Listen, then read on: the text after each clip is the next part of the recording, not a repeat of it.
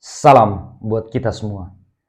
Kali ini saya akan bercerita tentang sebuah cerita motivasi hidup yang mungkin menurut saya cerita ini memberikan makna yang sangat dalam dan bisa menjadi pembelajaran yang sangat berharga buat kita semua. Ini dia ceritanya.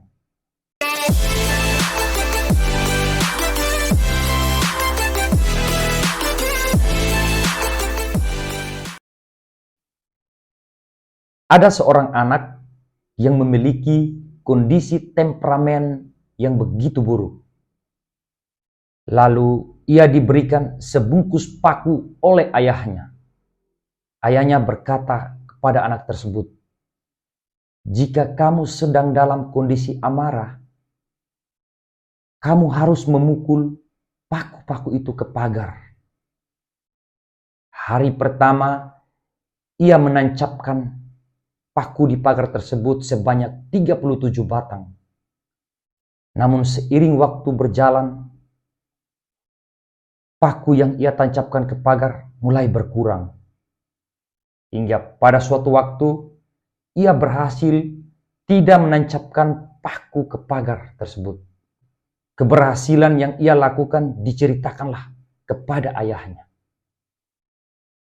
Sang ayah mulai memberikan perintah kembali untuk mencabut semua paku yang ia tancapkan di pagar sebelumnya.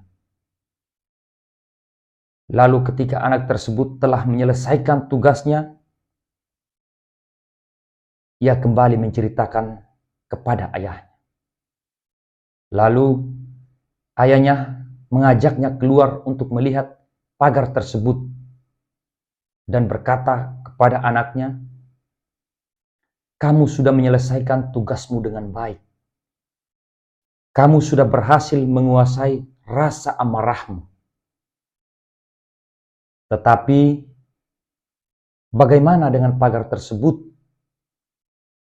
Masih tetap ada lubang yang tersisa dari tancapan paku-paku itu?" tanya sang ayah kepada anaknya. Lalu ayah tersebut mulai memberikan penjelasan singkat dengan berkata, "Lubang paku ini seperti amarah yang kau lontarkan kepada orang lain.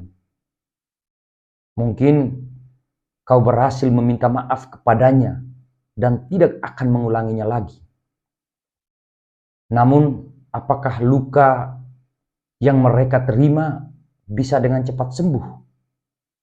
ucap ayahnya kepada anaknya. Dari cerita tersebut, kita bisa belajar jika ucapan dan tindakan yang didasari oleh rasa amarah hanyalah akan memberikan luka kepada orang lain. Meski mereka memberikan ucapan maaf kepada kita ketika permintaan maaf kita lontarkan, namun apakah bisa menjamin luka yang mereka rasakan dari ucapan atau tindakan yang kita lakukan atas dasar amarah bisa sembuh? Mungkin tidak. Bukan bagaimana cara mereka memberikan ucapan pengampunan kepada kita, tetapi bagaimana kita mengendalikan emosi hingga tidak menyakiti orang lain.